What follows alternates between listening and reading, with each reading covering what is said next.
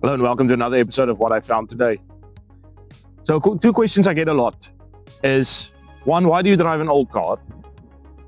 Or why do you prefer to drive an old car? And two, if I want to buy an old car, what am I going to look for? What is a decent old car to buy? And we're going to get into that today. So why do I drive an old car? That is not the correct question. The correct question is, why not? I mean, these modern cars that you have today, they're so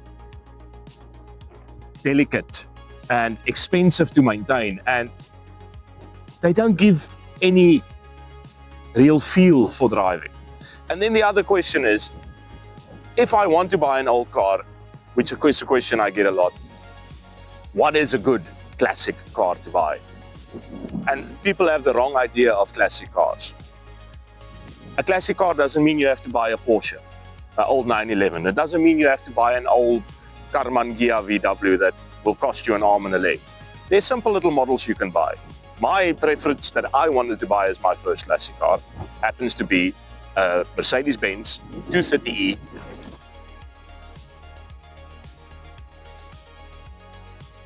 The second question I get a lot is, if I want to buy a classic car, what should I look at?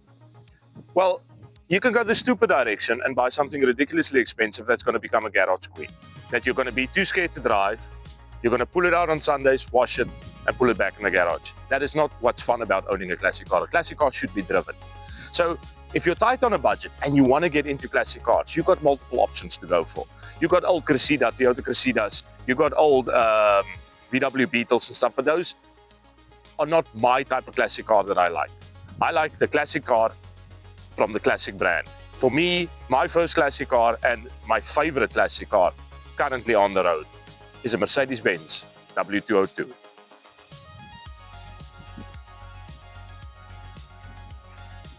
So this is the W202 Mercedes-Benz C-Class, produced from 1993 up until 2000. There were 3 body changes over the years.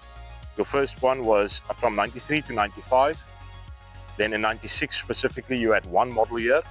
And then from 98 up until 2000, you had different model years. Like you had the last facelift, which this one is. How you will notice the difference between them is your 93 to 95, you can immediately spot them by the amber indicator on the front of the car. Then in the 96 model year, you had a slightly smoked taillight that made them different, not much different to the other one. And then this was an entirely upgraded version of it, with the new bumpers, the dark taillights, and different sets of wheels. This specific model is a 1998 C180 Classic. You had the Classic trim and you had the Elegance trim available in South Africa. The Classic trim did not come out with alloy wheels, whereas the Elegance came out with alloy wheels. And most of the Elegances were automatic, where most of your Classic trim were manual, which I prefer. Price ranges on vehicles like this vary. You can buy them as little as 15,000 Rand up until about 25,000 Rand, but then you've got a little bit of a lemon. You need to look in the price range of about 35,000 up until about 65,000. Anything more than that, then the person's wanting too much money for that car. This specific model, I paid 31,000 Rand for. The wheels I changed on it because it didn't have the original steel wheels on. And I found these wheels via a mate of mine. This is from the 1996 model. It is also the 1996 model is the only model year that had this specific wheel with a lip on. The other thing that was changed on this vehicle is the indicator lenses on the front. Another good friend of mine got them out of Germany for me. This is also not a standard feature on this vehicle. And then on this specific vehicle, I'd had the car decatted and a 57mm exhaust pipe put in right through with the AMG tip on the back. The wonderful thing about this specific model of Mercedes-Benz is it is the new classic. They are older than 25 years, which put them into the classic bracket. So you will own a car that is a classic, but it's not going to break the bank owning it. You can use it as a daily driver. I've been using this one for the last 7 years as a daily driver, and it still excites me every single time I drive this car. There's a saying that say, if you don't look back at your car when you walk away from it after you parked it, you don't own the correct car. And this car still excites me to this day, every single time I drive it. Why do I love this Mercedes-Benzes? Because like I said earlier, these are the last of the properly built Mercedes-Benz cars. This is before the Daimler Chrysler era. So you still have that solid build quality that Mercedes-Benz is famous for. I mean, just have a listen to this door. That is a solid door. There's no tinny sound. When you open the boot, you get a solid clunk noise to let you know the boot is open. The boot also opens remotely. Stupid little features on this vehicle, which people don't realize, but I love it. It's these grooves in the head, in the taillights. Often when there's snow and your car is covered in snow, light will still protrude through them. The car is designed in a teardrop shape, so even though it looks like a brick, it's got a drag coefficient of 0.28. That is what your current 3 Series BMW is running on. So it might look like a brick, but to the wind, it doesn't look like a brick. Fuel efficiency on the 4 cylinders, they're quite fuel efficient. You could get up to about 9 liters per 100 kilometers, depending on how you drive. I've gotten this one up to 7 per 100 kilometers. That's driving like an old lady. Look, they're not the most powerful, especially in the 4-cylinder, guys. This M111 engine that this car has in is one of the best engines Mercedes-Benz has ever built. In 25 years working on cars, I've only ever opened up one of them. They just, if you take care of them, give them oil, give them coolant, do your maintenance on them, they can last you forever. M111 is an indestructible engine. Whether it's in the 1800 or in the 2.2 or in the 2.3, they are indestructible. This is a manual version. A lot of Mercedes-Benz fanatics will tell you the manual is the worst box that you can get. I, on the other hand, prefer the manual.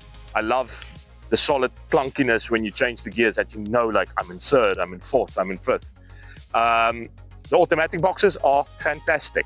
Don't get me wrong, they are fantastic. But I'm just not a fan. I bought this one as a manual and I loved it, and I've driven the automatics, and yes, they are a little bit more gutsy than the manual is, but it's because it's a manual. You have to shift gears. There's nothing shifting the gears for you. But other than that, it's a fantastic gearbox, whether you take manual or automatic. Differentials, no issues on them. Change the oil when it needs to be changed and you'll never have a problem on them.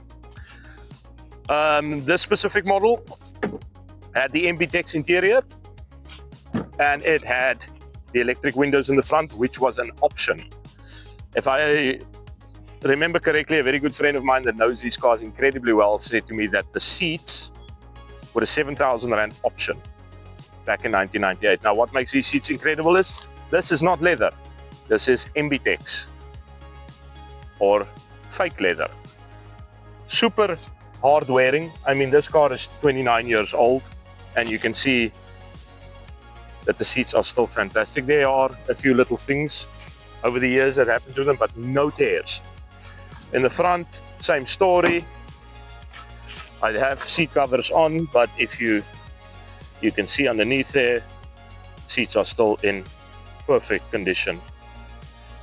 If you buy an elegance model, you will get leather seats.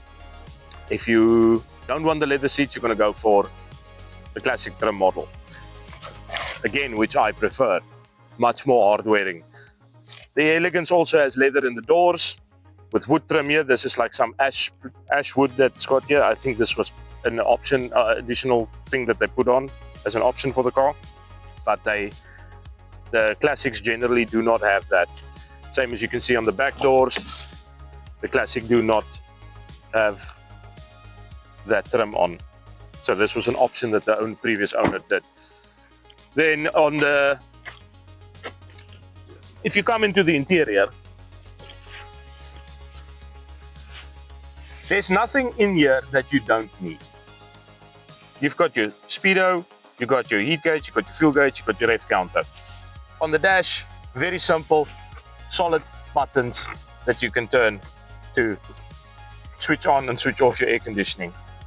No touch screens, nothing that freezes, nothing that stops functioning, nothing that's got fingerprints covered all over it. The cabiole is about the only bad thing about the car. It is super small. On your 95 to about 96, the cabiole is a lot bigger, but there's no airbag on the passenger side. They had to make space for the airbag, so they made the cabiole a little bit smaller.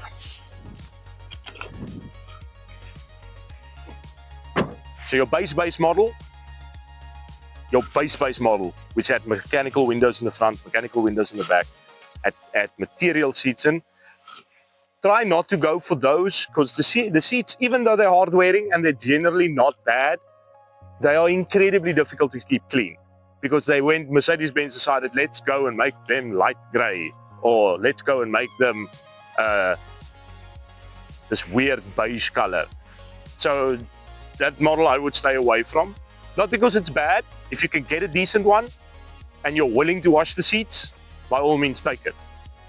Like I said earlier, you had different model engines in these. This is the M111, which is a fantastic engine. Then you had M112, which was a V6. And you had a straight 6, 2.8 liter. You had the most sought after one that every Mercedes-Benz fan wants, is a C230 compressor Sportline. That car was fantastic. It had a 6-speed manual gearbox. You could only also get it in manual. It had a little AMG wing on the back. It was a baby AMG without the AMG emblems on. So in conclusion, if you want to get into classic cars, there's your classic car. You can buy a decent model between 30 and 65,000, and you can own a classic car. That's not going to break the bank, that you can drive on a daily basis and enjoy.